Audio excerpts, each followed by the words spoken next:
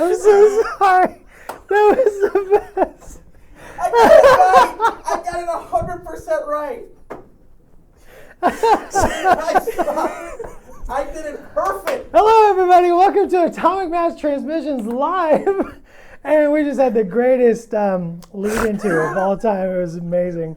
So, So professional. We're gonna get there in just a moment. Oh my gosh. I am your co-host. With me today is our host, Will Shit. Hey guys, how you doing? So, what are we doing today? We're just gonna. So what are we doing today, Jeff? We're gonna be painting some miniatures. We got Captain America. We're gonna show you guys how to do some awesome Red Skull stuff in preparation for the core set releasing November 15th. We have an actual I had a day. song. Oh, do you? Yeah. You should sing it. It was just November 15th. It's the greatest day of the year. November 15th.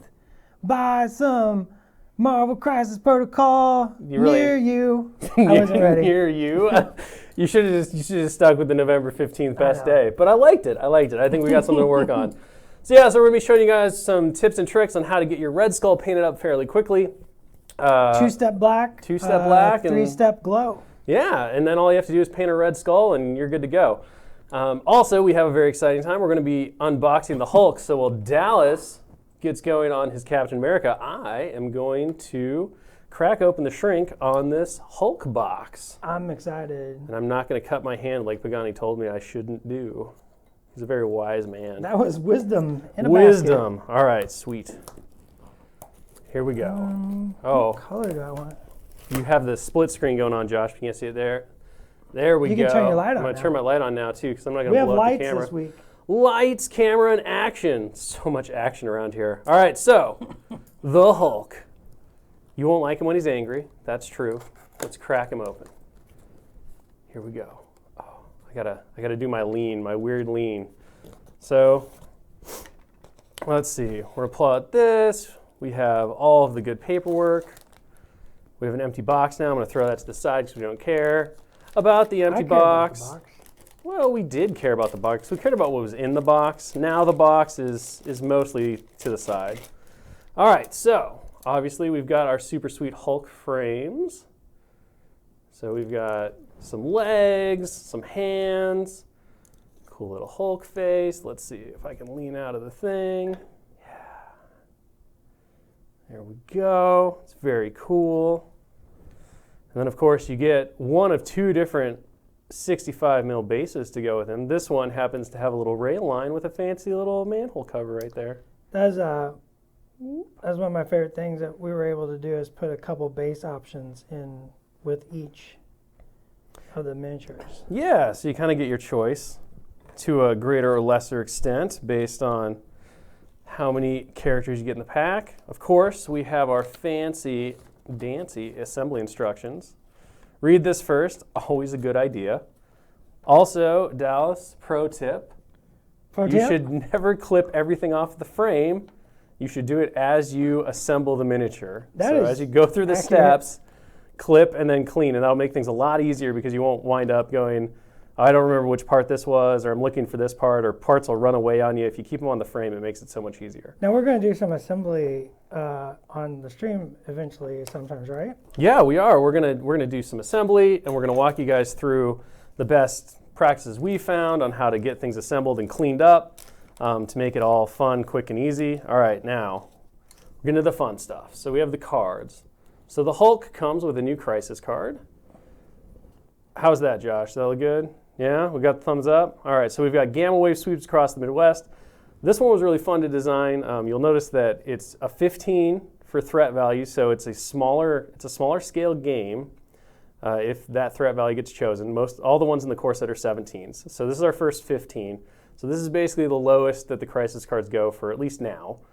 You put 3 gamma shelters on the battlefield, and then during the cleanup phase, if you control a gamma shelter, you're going to score 1 VP for your close one. So they basically go 3 across the table, 1 closest to you, 1 in the middle, and then 1 close to your opponent. And you get more points for controlling the ones that are further away from you.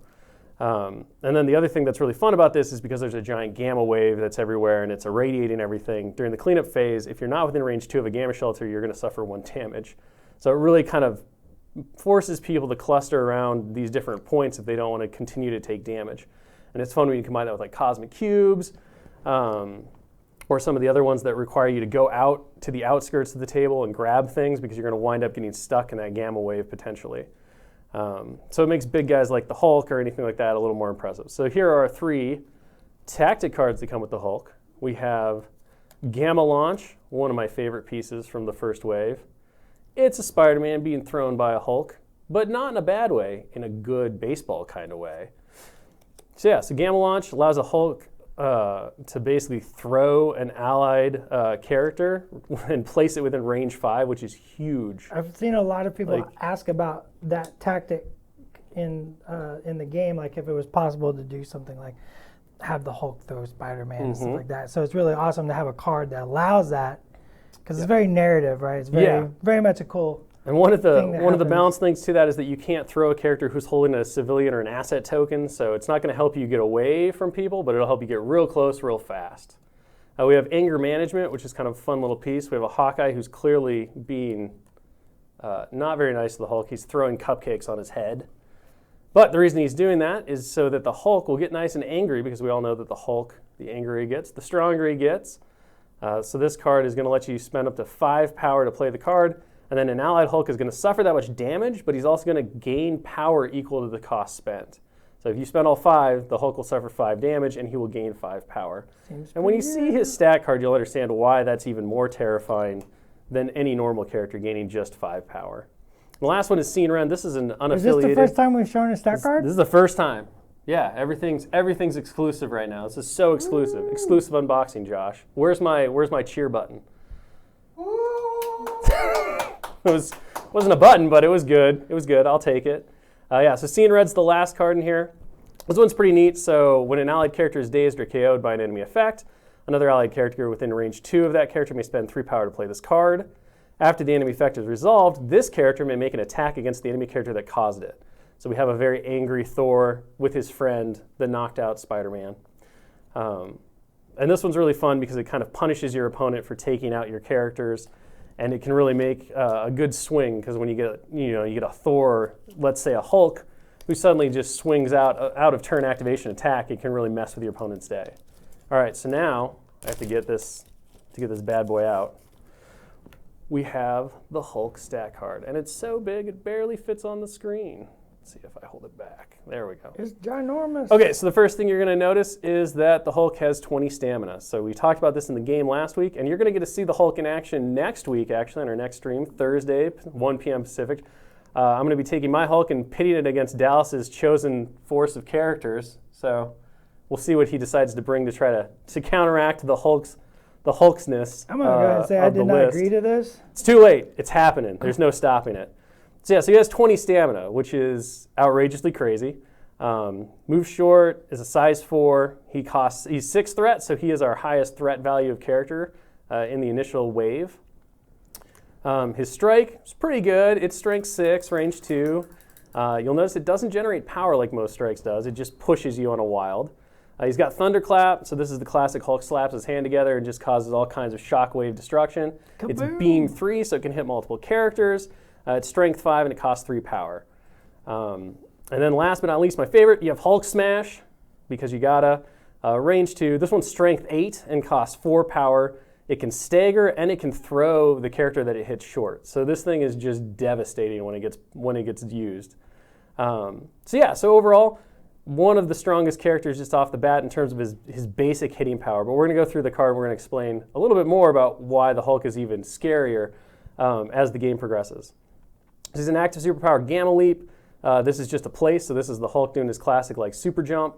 You're going to spend 3 power. You're going to place this character within range 2 of its current location, and you can only use the superpower once per turn. But this makes him extremely mobile despite his short speed, so he can get to places really quick and reposition really well. Then we have the strongest one. In our playtest the other day. It did. He came off the side of the board and just wrecked everything. I immediately made a whole left turn. You're like, oh, there's a Hulk over there. Left turn. Strongest one there is. So this is choose an interactive terrain feature or an enemy character both of size 4 or less and within range 2, and throw it medium. This superpower can be used only once per turn. So this is a huge throw. Obviously, throws can cause a lot of damage, and the Hulk has one of the best throws in the game, especially at launch.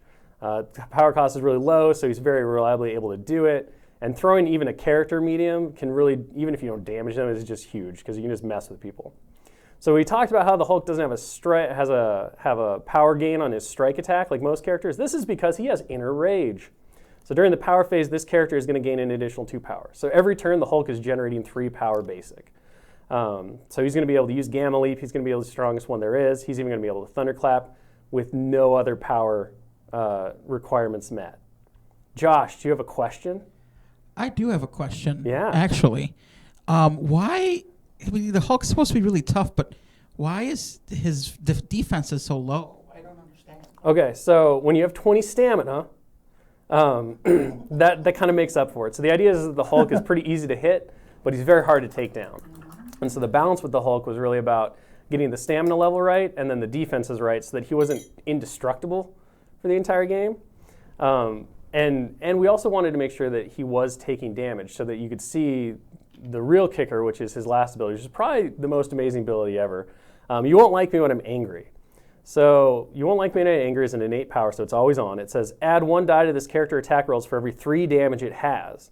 Additionally, if this character would flip its stat card to the injured side, it is KO'd instead. So you'll notice if I flip it over, he's still healthy. That's because the Hulk has no injured side. He's just a giant slab of gamma irradiated meat that's going to come and pummel you to death.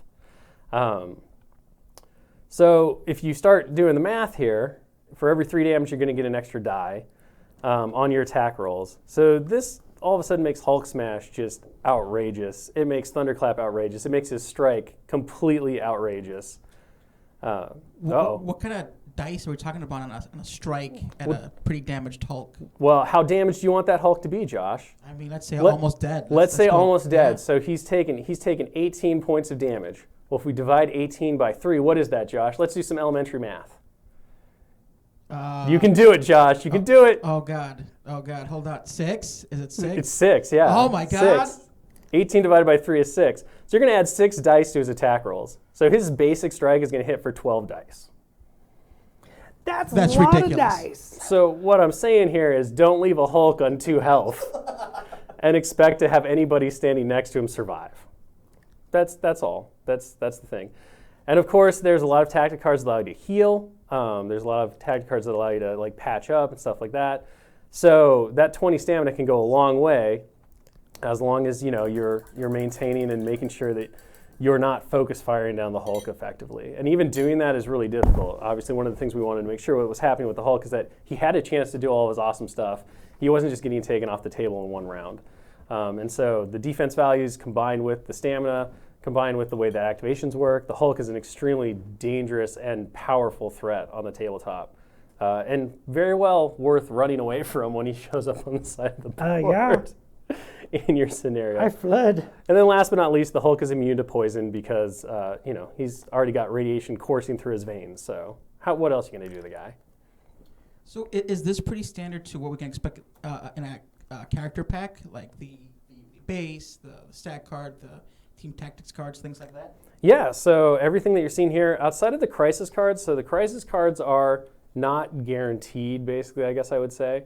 They'll show up in certain packs, they won't be in others. But tactic cards, character cards, and then of course the last thing that we have to go through in this pack, the tokens. So the token sheets, so these are your gamma shelters for your crisis card. So you'll use these to mark the shelters on the board. And then we have some cool team tokens that you can use for tracking various effects. There we go, get the glare off them. And then just extra power and damage tokens because you're going to need them with the Hulk. If characters introduce new special conditions or have new specific rules, you're going to see those tokens on the sheet as well. And that is the whole of the Hulk pack. So very exciting, right? Right? Is everyone excited? I'm excited. I'm excited to use my Hulk against Dallas next week. I'm not. Because it's fantastic. I don't have my Hulk painted yet. Well, that's why I get to use my Hulk against you. See, That makes sense. That's the trade-off. Had you painted your Hulk, maybe it'd be different. Maybe it would be different. We do have a question. Yes. So are the team tactics cards and or the crisis cards, are they usually themed, centered around the character or characters in that character pack? Yep, they typically are. Even the unaffiliated ones have some kind of like tie-in with the characters. Obviously, we wanted to make sure that you were getting things that enhance the characters in your game. So obviously that comes to like Anger Management is a Hulk card. Gamma Launch is a Hulk card, right? Seeing Red, very classic kind of Hulk mentality, getting mad when you see your friends getting hurt. So that one goes in there too. So yeah, there's the idea is to have a thematic kind of like tie-in for everything that goes in there. Got anything else for me, Josh? All right. Not right now. Sweet. Well, that is the Hulk. We'll be doing MODOK, I believe, in a couple of weeks. So if you want to see what the bad guy, big boy looks like, you can come back and take a look and see if Brain is better than Brawn, because that's basically what MODOK does. He's all about the brain power, not so much the brawn power. His tiny little T-Rex arms, not known for punching very hard. Uh-oh, Josh has got to come adjust my camera. Just in the camera. All right, so what do you got going on over there, Dallas? Well, I was ripping open a Hulk pack. I'm painting the blue of my Captain America. So what colors do you have going on with that? So currently I'm playing with a, I gotta look at what color I got.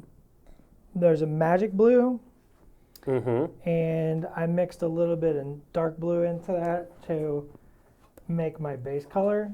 Okay. And I sort of blended it up and over the white zenithal primer I was doing, or I have on my measure. And then I've added some night blue to make a shadow, and I'm sort of Night blue. really controlling sort of wash into the deep recesses. So you can see, like, if you watch me, I put like a little tiny bit. It's pretty wet. And then I use another brush and I just kind of tap it away to control how much wash is in one spot. So for those people out there who might have never painted a miniature before, give us a quick breakdown on the terms base, shade, and highlight. So a base is the base color of your miniature. It's like the primary color of an element. So in this case, it's the magic blue. It's the center color, the color that you associate with. Your shade is your dark color. Your highlight is your highlight color. I'm applying those in different techniques. So some of the techniques is a wash. So a wash is any paint. A wash is not a technique, or is a technique, not a thing. So a wash is any thin down paint that wants to get in the recesses. So I've thinned down some paint. It wants to get in the recesses. But like, let's say here on the shoulder pad, right? I want it in the shadow here. I don't want it up on this top, so I'm just going to use the second brush to kind of just grab it and tap it away. Just to control the wash, because it's very wet. It's very loose. And is it wet because you make a wash using water, or are there? I just used water for this. I just made some. I just made a wash with adding a little bit of water to my paint to make it very wet and want to run into the crevices. And then I'm just controlling it. You can put washes on in different manners. Some people wash the whole miniature. You can do that depending on what you're doing. Like I said, I'm very much controlling mine because I don't want it on the upper surfaces. So I'm using that brush to like keep it away from the high surfaces. So it kind of builds some volume. Volume is the dynamic light shift of a element, so a form. Oh, we're getting all artsy today. We are. That's okay. I wore my art shirt. You wore your art shirt, so that's where we're I'm going? super arting today, and I'm still wearing my art shirt, so that's why I'm talking like this. I like it. Dallas, can I ask?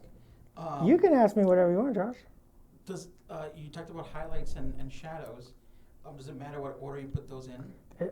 Well, no, it doesn't. I actually can. I paint different ways, and I'm always experimenting with different things. If you watched last week, Josh, we put some highlights on. We did a wash to create volume, and then I added highlights and then another wash. And so there's different ways to apply it. And we'll talk about those and we'll show them as we go through the stream. We're only on stream 2. There's only so many things we can cover in 2 streams. Well, why don't I take that Red Skull and we can show a version of a wash and how to get super sweet black leather. So this is one version. This is me doing sort of my kind of very controlled, very precise sort of wash.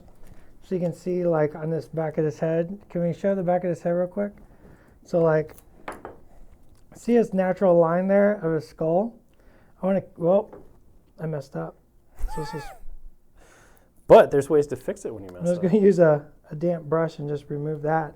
So you see how he's got this highlight, not necessarily highlight, but this light area and this dark area. So I want to accentuate this dark area. So I'm going to grab a little more of my night blue, and I'm going to make a very wet paint. And I just want to accentuate that just a little bit. I'm going to get a bunch of the paint off. So I'm going to use it in my hand so you can kind of see.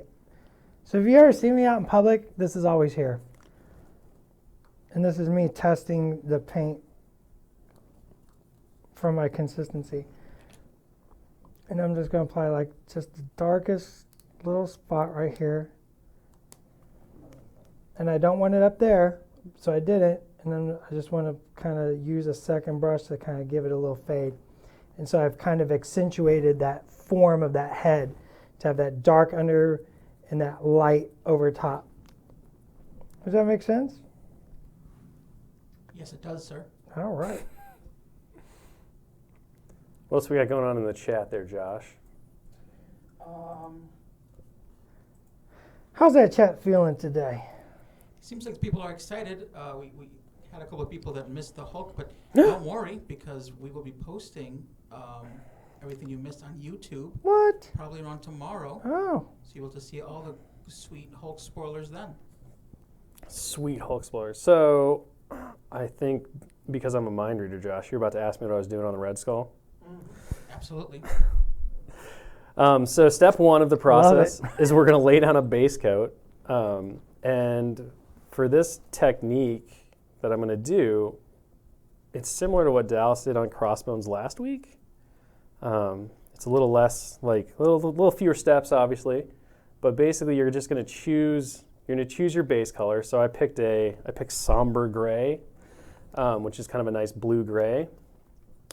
And the way you want to think about that is you just kind of want to decide what you want your leather to look like when you're done. So I kind of want this to be a cooler, bluer black. So I chose a cooler, bluer gray. What does that mean, cool black? So colors are either hot or cold, just like water.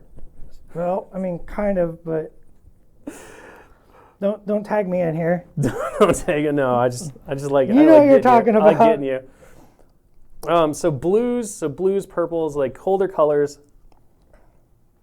Well, I don't really know. I'm not technical art man. I can just tell you like what is a cold color, what is a warm color. No, I mean I think that's So good. A cold color typically has more blue in it, whereas a warm color has more yellow or red in it. It's kind of a vibrancy thing a little bit, but you can get these different shades and tones out of things based on if they're cold or warm. And some of that you just naturally learn. You know, I didn't go to art school. That's I don't not bad. have a color wheel. That's But not so bad. for example, now I'm painting Mr. Red Skull's boots with, what color was that? I just put it away. Wolf gray maybe? No, it was different. You had a name. It was a different name. I can't remember what it was. Somber gray? Somber gray. It was somber. Well, somber gray is his coat, but now I'm going to paint his boots a different color just to kind of show how this wash technique will really change the final result based on the colors. So I put it away, and now that was just a mistake because I threw it in our giant pile of paints. Captain Ghost gray or something. America, coming to save the day Save on the November 15th. That's true. It's true. That was like a really Toys R Us Kids kind of ending there. I liked it. Just snapping it in. All right. So we're just gonna make this kind of sloppy. We'll clean it up later. That's all right. Messy painting is fun painting. Messy painting is okay. So we have our 2 different colors. We can even go further, I guess. We can do this inside of his jacket. It needs to go darker. Darker? Yep, I want one more shade darker. One more shade darker. Okay. Oh, that is intense. So we're gonna let that dry, and while that dries, I'm gonna grab. So this is the secret sauce here. So this is Vallejo. This is a Vallejo color. It's from the model line, and it's black glaze.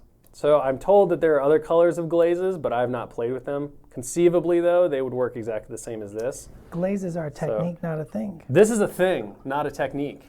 So, ha! I can make anything into a glaze. Sorry. You can. Now, the thing about this paint is that it doesn't really behave like a paint. It's weird. It's very different. I'm sure somebody out there who knows way more than I do could kind of tell you. But you'll see it's really gloopy. It's like super Not a technical thick. word. I'm going to say gloopy is a technical word. You can kind of see how it It's a science doesn't word. flow off the brush. So it's just very thick. And if you tried to paint it on something, it's just going to look like you're kind of smearing glue. You don't want to do that. So what you have to do to make this stuff work, because it doesn't work right out of the bottle. That's just not how it's designed. Is use this, which is glaze medium. So again, you can get this from Vallejo. So glaze medium is I believe the technical application for it is that you can use it to make glazes, but effectively what it is it's just a paint extender. So it stretches out your paint.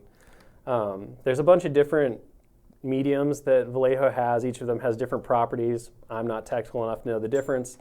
But the glaze medium really stretches out the paint. So if you use a matte medium or a mixing medium or something like that, it'll work, but you may need more of it and it will kind of change the properties. So I use the glaze medium because that's how I learned how to do it. But effectively you're gonna do a little more glaze medium than you did black glaze, and then you're gonna do a little water to it too. And that's gonna create this more paintable substance. One of the things that I've learned over the years is that another trick that you can do is if you add a little bit of, you add a little drop of black paint to it, it'll deepen the effect without really messing with anything. So I always like to add a little drop of black. If you really want to get like a super black, if you mix a turquoise ink and a blue ink together, and then if you add your darkest black you have to that, you get an even darker black. You get super black? It's super black. I don't understand how you can add colors to black to make them blacker. It's super black. Super black. Super black. Not soup or black. Super black? I like the soup. Or the black? I don't think that's a food option. That's weird. Super black. All right. So let's see if I can do this again, because we're just staring at this really boring, literally watching paint dry. So now you can see that I've really stretched it out, and it's just way different than it was before. So if I paint it across the thing, you can kind of see how it tints every color that's underneath it, and that's kind of our goal. The other thing is that when this dries, I don't know if it has chunks in it or whatever, but it has a texture to it. It has a tooth that normal paint just doesn't. And so that's kind of what makes it work.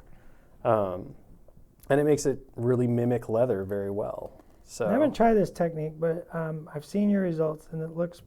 I mean, I use a very similar technique, just different. Just different paints, Just yeah. different stuff. Well, that's the other fun thing. So you've got Dallas's Crossbones again, painted in a very similar idea, a similar style. But yeah. And then sometimes you'll want. And then the other thing that I like about this is, as with any wash, you can kind of control how dark things get based on how many layers you do. Mm-hmm. That's what I'm doing. So this is a now. little too soupy for me, so I'm going to stretch it out with a little bit of water. And then I'm just going to slather it There's on. that soup again. And you just kind of slap it on, and it takes forever to dry. I will warn you about that. So you have to be patient with this. If you try to slather more paint on too soon, you'll pull off the wash. Patience is very important when painting. Or a hairdryer. You can definitely use a hairdryer for it too. Hair dryers are very important when painting.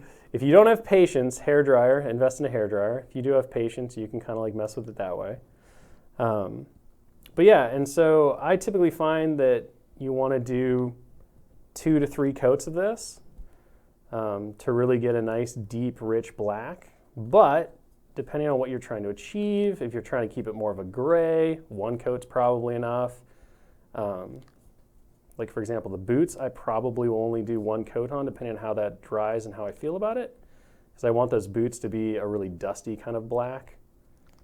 But you know, you just play with it and you just keep going. And the real trick is just make sure that you don't use too much of it, because you can't remove paint, but you can always add paint. And Oh man, those are one of my favorite things to tell people. Remember, you can thin paint, but you can't thick it. you can't thick paint. No, you can't thick paint. So yeah, so that's basically it. It's going to look kind of like a wet, gloopy mess for a while. Technically, there are things out there that make thicker paint, but And I'll probably go back and after it dries, add another shot to it. But hopefully you can kind of see how all of a sudden the tone of the color has really shifted. It's got that like leather grain to it. The crevices are getting really filled with that wash, with that glaze, that black glaze. And the other thing that you have to remember, just period, is that most paints dry to a satin or a glossy finish. And I think we talked about this last week. You typically want to use a dull coat or a varnish that will matte down the surface, because it brings the details out more. It really makes everything pop. So like this guy's super glossy right now, and will be because of the glaze. I think the glaze medium like dries to really like bright finish. And the other really nice thing about making the black glaze medium, is that it'll stay wet on your palette for like ever. And if you have to walk away from it for any reason, you can just take a bottle of paint and put it over the well, and it'll keep it wet forever. yeah, that's a great trick I learned. That if you're using a well palette, you can put a paint pot over top of it, and it just seals it up. And I've actually had paint like last 2, 3, 4 days like that.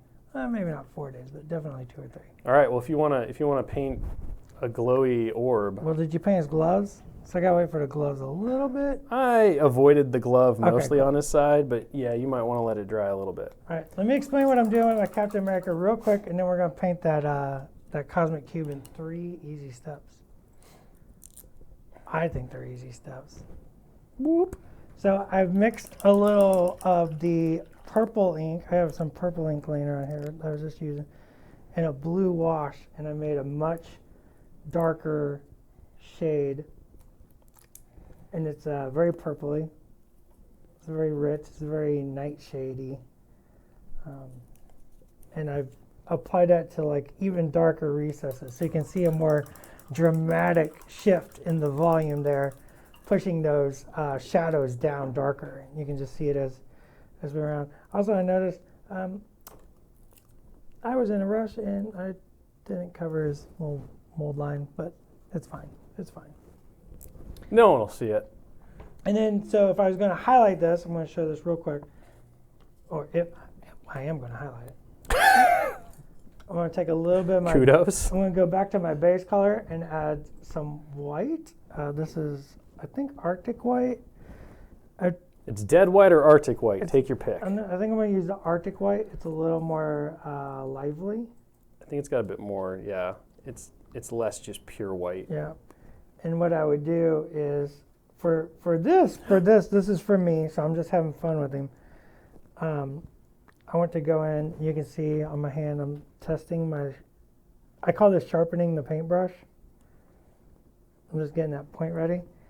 And I just want to go through, and I'm just going to very carefully pick up my highlights, these like little raised areas. This could actually be wider. Go even lighter. Never be afraid of highlights. Josh, Go. go to my desk and grab my Red Skull, or actually my Black Widow. There we go. And I can just start building in some highlights.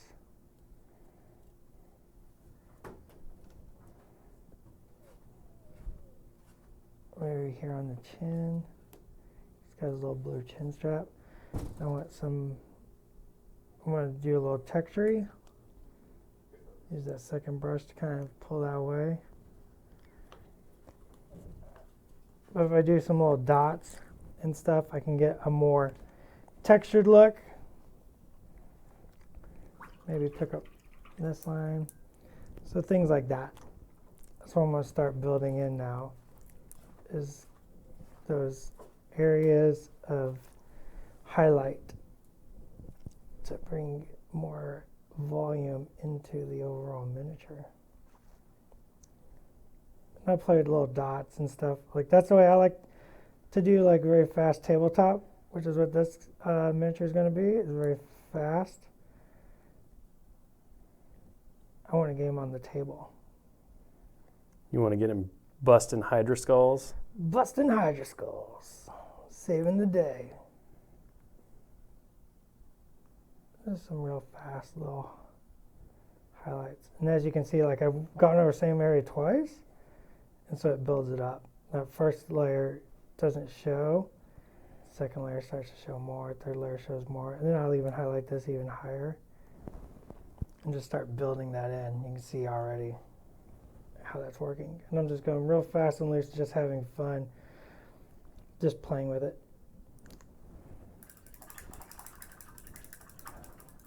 All right, let's paint this cosmic cube.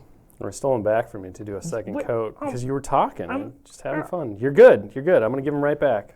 Mike, I'm going to stop. I'm going to stop right now. I he's swear. not stopping I at all. swear. He's not stopping. I've already whatsoever. stopped. No, I've Your stopped. hands are still moving. I've totally stopped. All right, Here. I'm ready. All right, we're just going to stick him straight on my gimbal. All right, we have to work around this wet paint. You're all right. I avoided his hand for the most part. You should be okay. So I mixed up a yellow Plus, white. you're a pro, right? You've got this. this. You've got this. It'll be fine. Just use your clean brush and scrub off the little black around his fingers.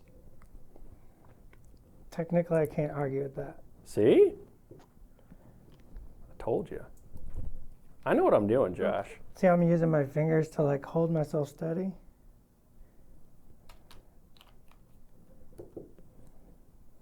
Josh, switch to the straight forward cam so you can see how my hands are. Like this hand's up in the air, but because I need to get up and over the miniature, and so I'm going to touch my fingers together for stability. And that lets me control my brush a little bit better. I could talk all day about ergonomics, by the way. I don't know if you know this about me. I mean, they may not, but everyone in the office understands. We get it. Now I gotta let that dry. So this is a yellow white.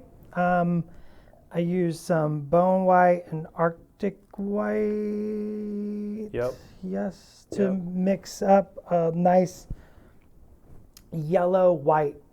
I don't want pure white for this. I want the yellow. The yellow adds a little warmth to the next step. Okay. Yeah, perfect, perfect. I'm just going to grab a couple colors, and Schick's over there painting a Zemo. I'm working on a Zemo. Josh, you want to shift? So when that black I'm just going to dries, mix up some colors while we're waiting on drying. go away, Zemo. So this is the effect that you're going to get out of it. And that's literally just one color underneath and then layers of that wash. So that's one application of that wash to get that? No, it was like 3 applications of that wash. Again, Sure. patience. Yeah, you build it up. You build it because But yes, you're it's building just- up the volume. It's just the wash, and then what I did is I went back and then I did some edge highlighting with the base color on like the holster, and then the little the leather straps and stuff Right. to kind of pick them out. And that separates those from the, like, Yep. even though they're the same color, by adding that, you separate the elements from Yeah. each other. You Yep. separate them from the bodysuit to make them stand and pop. Yeah, and so there's a couple different ways to do that. I could have painted them a different color and stuff. The truth of the matter is that I forgot to. That's all Normally right. I would have. So I was like, whoops. And then instead of trying to redo the whole thing, I just went back and I just edge highlighted everything to make it pop out. And I like how dark that kind of leads to the whole thing. If you look at the studio model, I'm pretty sure that Brendan painted 2 different black tones Yes, they are. to make them kind of pop out. But yeah, so that's kind of the finish effect. So again, this will take probably 3 applications in a day, but you can really control it. And that's what I like about it is depending on how dark you want the overall results, how you want it to turn out, and then what base color you use, you're going to wind up with a lot of different options, and it's just really quick and easy. I mean, this red skull's already drying in front of me, and it's looking really. And I did add a second coat, so that's 2 coats of Red Skull. Will, we have a question. I have an answer, maybe. What colors do you use for Black Widow's flesh? People like the flesh on Black Widow. So what I did is I took 2 different Vallejo colors because I didn't like any of their basic flesh colors, and I mixed them. So I used the super light skin color, which is hiding. So I used pale flesh from the Game Color line, and I mixed it with Plague Brown, I think. I think it was Plague Brown. So I took these 2. I don't know if you want to. Can you see those? So those were the 2 that I used, and because this is a very this has got a green to it, and this is a very pink, and so I don't understand how to paint flesh very well, but I'm told that reds and greens are how you do it, and I've tried it once or twice, and it does turn out really nice. But yeah, so by mixing these 2, sure and then we'll it go basically I just highlighted it up using this.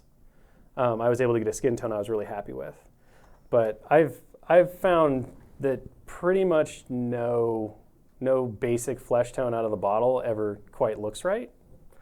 So it's just worth the time to mix a flesh tone and another color. And so that's what I did for her. And then I did a wash and went back and re-highlighted and stuff. But yeah, I just grabbed what I had available and threw 2 colors together till I had what I liked. Sometimes that's just how you paint.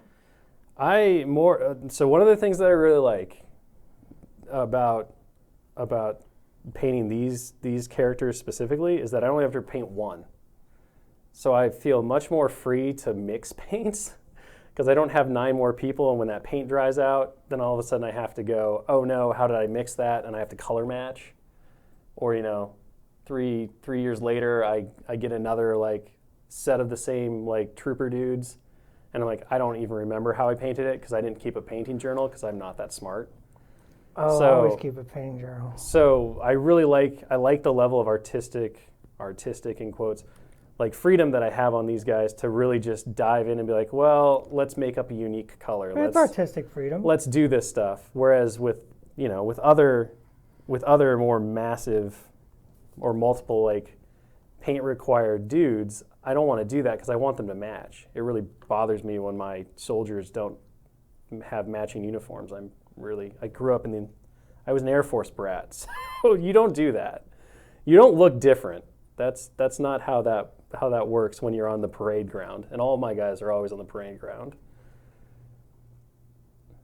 That's probably the same reason why I never got into weathering or battle damaging my stuff. Oh, I'll weather mine. I won't. It physically makes me ill to be like, this guy looks parade perfect, and then to go in and be like, ah, no. See, I'm actually looking forward to painting multiple versions of those same characters.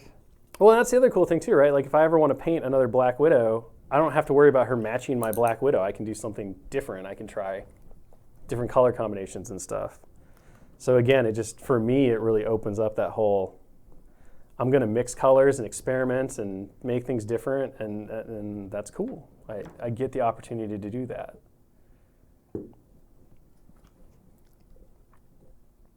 I think your Red Skull might be dry. Are you ready for those glow effects, Dallas? No, I don't know if he's dry. Hang on. We can talk about other things while we wait for paint to dry. That's what we should call this segment. Waiting for paint to dry. Perfect. Here, I can show the Hulk card again. You don't rush art. People miss the Hulk card, right? We can show the Hulk card again. I'm ready to paint this, right? Oh, it's so close. Hold on. Boop. Here, this is the nice zoomed in view, so I get to pan slowly but surely. You need some dramatic music to go with that. It's this one right here. That's the sauce. That's the amazement. That's the amazement right there. Where's that glaze medium? You stole it all. I did. I took it all. We could glorify my favorite piece. I'm a Spider-Man. Oh, that doesn't work. The camera angle's so weird. But yeah, there's Gamma Launch. This card is so much fun. I don't know if it's super practical in games. Like I can't say that this card has ever won me anything, but it's fun. There's something really satisfying about just placing Games the are all character about within fun. range 5. Be like, oh my gosh, from downtown. It's perfect. Perfect. The goal is to win. The point is to have fun. A literal Hail Mary. A literal Hail Mary, yes. All right, you ready? Oh, I got we paint were born ready, sir. all over me. Hang on. I don't know what I did, but I got paint on my fingers. Look at that. Meow. Hang on, I gotta clean that off. Don't touch him with paint. Well, I mean, was it the black paint? No, Oh, then I don't know. I don't know what you did. this is my blue paint. You filthy, filthy boy. All right, so I got like this magic-y blue color, and I've added a bunch of glaze, and this is like some turquoise and pink and white mixed together to make a very magical color. It was very much, if you go to the comic book and look at a cosmic cube. And I've added some glaze, medium. I'm gonna wash this on. Once again, you gotta make sure it doesn't get all over the place. And this can look a little erratic. You kind of want it, I want it to dry a little erratic. I don't need a perfect dry on this.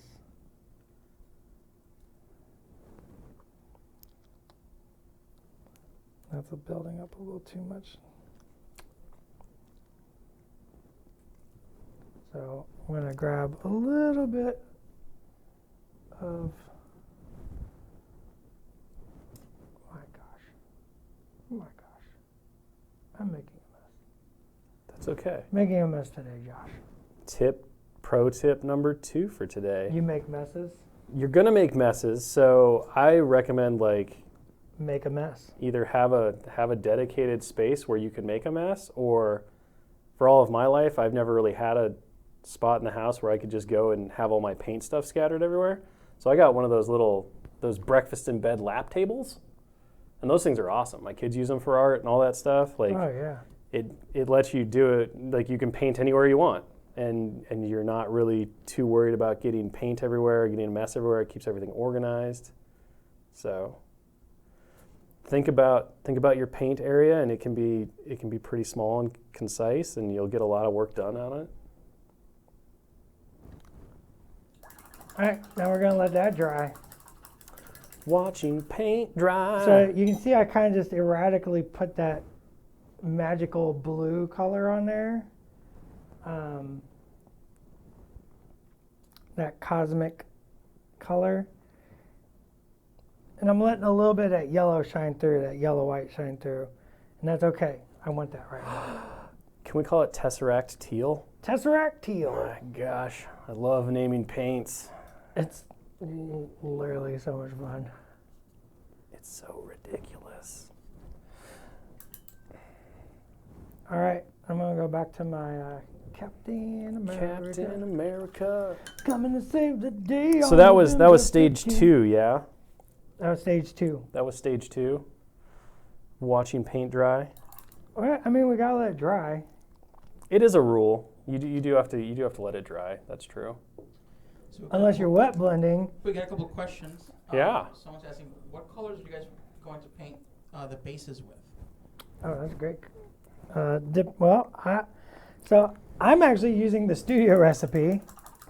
Shocking. Did you develop that recipe? I did. Okay. And I'm using it on my guys, my miniatures. I think it looks, I like it. So I'm going to use a concrete colored wash, and then I use I mix a little black in there to darken it up, and I put that in like the little edges along the curb or around the sewer grate or in the crevices, and then I use a couple different dry brushes of like a warm gray and some white, and so that's it. It's like 2 washes, 2 dry brushes, and then I go through and I take like a red rusty color, like any old red rusty color will do, and I very lightly will stain little areas to make, like I might pick like maybe over here by the sewer grate, a little stain, or maybe right up here in the front. And what that does is, A, it adds warmth to a very neutral looking base. Number two, it just adds that little depth.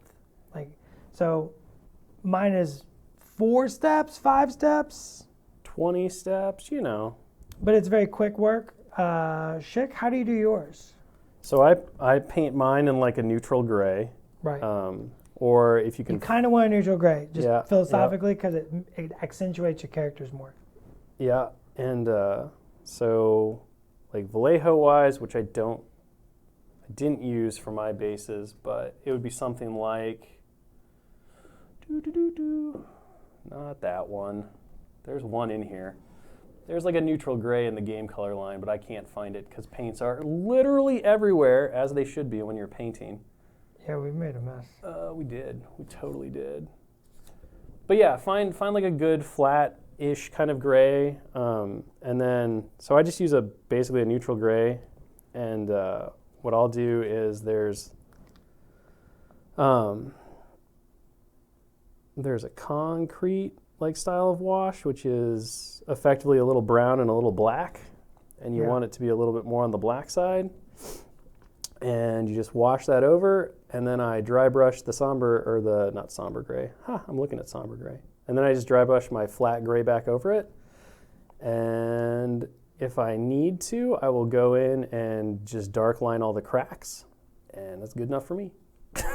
So a few less steps, but a lot of the same principles. They do paint up really quick, and they're very easy to tackle. It's very much the same principles, right? It's a very neutral gray, and that accentuates your characters. And then for the ones that have like bricks on them, I had a method for painting bricks, but like you totally blew me out of the water with the way you did it, which was just using 3 different washes to make 3 different colors of bricks. One of them being a flesh wash. One of them being a flesh wash, yeah. I was like, I thought my way was so cool. I was like, yeah, you pick a red brown, which like terracotta, which is the one in the Vallejo line. You grab some terracotta, you paint it on there, you wash it with a brown wash, and then you dry brush it with a mix of the terracotta and some bone color. Sweet, so fast. And you're like, yeah, I got 3 different colors of bricks. I used like 2 washes. 2 washes. It's like, you suck, Dallas. 2 washes. So then I had to come back in and be like, how'd you do it? Show me, because I want to do that now. It's pretty awesome. Yeah, we'll definitely do that on stream. We'll paint some little bricks on stream. We do have a non-painting question. Non-painting question. We have someone asking. What is those? We have someone asking about if you can talk a little bit about our OP plans, our organized play plans, a little bit. Sure. So when the game launches, we're going to be releasing our first league event, which is called Initiation. And that's a 3-week event. It's going to come with some really cool alternate art character cards of Captain America and Red Skull, I believe is the plan. And so you can earn those just by showing up and playing over the 3-week course. It's going to have a special acrylic round tracker that you can get just by showing up and playing games. And the idea behind that league is it kind of walks you through the basic core mechanics of the game. So it's kind of an introduction to the rules in a fun environment where everybody kind of comes together, plays a bunch of games, has fun, and learns how to Crisis Protocol. And then we also have a 1-day event that stores or gaming groups really can run anytime they want. And that comes with some really cool acrylic tokens for the game. And you earn tokens just by playing games and then by coming with painted miniatures and stuff. So there's always a painting award. And that's kind of like that's our tournament kit basically, without having to worry about who wins the tournament. Because every Crisis Day event is just a 3-round event. So no matter how many players you have show up, you're just going to play 3 games, and every game you play, you're going to walk away with more awards. And at the end of the 3 rounds, you get to go back, build some new lists, hang out, paint, come back for more fun. And then next year, we're going to have another organized play event, which we've kind of dubbed at the moment. I don't know if it's going to stick because it's not official. We're calling them story day events, but these are effectively like one-day events that dive into something cool from the Marvel Universe. And then they basically present a new unique scenario, and they might have new characters that you get to use, or different versions of characters that exist, I guess is a better way to put that. So you might see, a unique Captain Marvel or something that ties specifically narratively to the scenario and the event, and then you're going to show up and you're going to play that, and every time you play, or when you play a certain amount, you're going to walk away with a bunch of cool variant rewards like alternate arts tactic cards, and you get, of course, to keep the variant character card. It's not good anywhere outside of the event, but you could always play it with your friends just for fun. So that's kind of the initial rollout, and then we're going to have some really cool stuff for painting and hobbying. I believe that Josh, our fearless leader, is going to be running some really cool Instagram painting challenges where we'll have kind of a call out, and then over the course of the month, you can take the challenge with us, and then we'll pick our favorites and kind of feature them and stuff like that, and it'll be fun. I will judge you. Apparently Dallas will judge you, although that's not the point. But Dallas can't help himself. He judges everybody. So we're going to be doing that, and then we're going to be showing up at conventions and stuff. Like we're going to go to AdeptCon, I believe, and we'll have some really cool events for that. And then someday, maybe at some point, I'm sure we'll probably wind up doing some more competitive-minded stuff at like conventions and things like that later next year. So, but really, the thing we want to focus on and the point of the game is to just get together, enjoy the Marvel Universe, enjoy hobbying with each other, playing, having fun. Building community. Yeah, just, hanging out. You don't have to be the best to be the best, you know what I mean? Oh, I know exactly what I mean. Josh is just like, I hate you. I hate you so much right now. 5 minutes, boys. All right, well, you better 5 minutes. finish that cosmic cube. It's still wet. You're just gonna have to like go off the res, I guess. Paint on wet paint. You can do it. We can't do that. You can do it. No, we can't. We believe in you. No. Josh, you're breaking him. You're breaking him. He's strong. Marco, come get this and blow dry it. I'm going to put it right there for Marco. Better hope And then I'm gonna Marco's stare at the still camera. currently watching. Is that what you're going to do? You're just going to stare at the camera? I mean, Josh can go blow dry it. We should bring the blow dryer in here, We apparently. probably should. That would be the smartest thing ever. Marco was listening. He's here. No, it's Pagani. It's not Marco. I'm the worst, Marco. Don't You are not. on low and not up close. Would you have given the same instructions to Marco, or was that because Pagani's a rules guy? He's the rules guy. Okay. He needs the parameters. He needs built- yeah, parameters? he needs built-in parameters. You can only do it this way. You have to do it this way. It's fair. It's not wrong. Every other way is wrong. I'm just gonna, I'm just gonna paint Captain America's star on his chest Do it. because That's a great move. It's a great move, Josh. solid move. Solid move. There he is. He's been blow dried. Wasn't enough. Thank you. Not only is he a great rules developer, he's also an excellent blow dryer. He can listen. He can be taught. Oh, Josh is telling me my head's in the shot, because of course it is. Head's I'm in the the shot. worst. Boop. We're going to fix that, don't you worry. Me being the worst? That's not something that can be fixed, Josh. Impossible. All right, so I'm gonna use a little Greater men than you have tried. some turquoise colored ink here. And I'm gonna very lightly. He didn't dry that at all. That's not dry at all. Oh, front of the hand is wet. Well, it's the thought that counts? Question mark? Anyways, I want the turquoise colored ink to like build up around like the fingers like that, but it's still kind of wet. So you want the fingers to get some of that light as well. Yeah. that'll work. We're getting there. Then you need to go back and darken up the fingers, of course. But I want that darkness around there. This doesn't have to be smooth at all. And honestly, like, that's all. So I would do that, and then I would let this dry, and then I would add a little bit of, like, take the side of my brush with that yellow white and just kind of edge the cube to just sharpen the edges. But other than that, I would call that a painted cosmic cube in very simple steps. If you're getting fancy, you can do something like this. Some little reflection lines. You put some little lines in there. You and your lines. You don't have to do that. Love those lines. You don't have to do that. Yeah, and You can. but you can. It is possible to do. And then really at that point, all you'd have to do is paint his skull red and Cosmic cube. get his base done, and I would call that a finished red skull.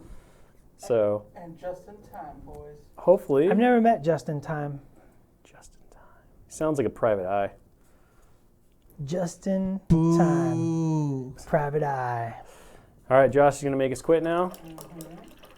I turned out the light just for you so you can switch to the camera. Boop. The light is off. All right, here we are. Got this thing in my face though. Well, thank you guys very much for joining us this Thursday for our hobby paint and hang, watching And paint box. dry, and our Hulk unboxing. Join us again next week, Thursday, 1 p.m. Pacific, when we take the Hulk and we put him on the tabletop to see what kind of absolute chaos he can do when he gets angry. He's going to get real mad. He's going to get He's so gonna get angry. real Don't mad. miss it. Check us out on all of our social medias, Facebook, Twitter, and Instagram, as well as our website at atomicmassgames.com for all the latest info. And otherwise, guys, thank you so much for joining us. We will see you next week, 1 p.m. Pacific.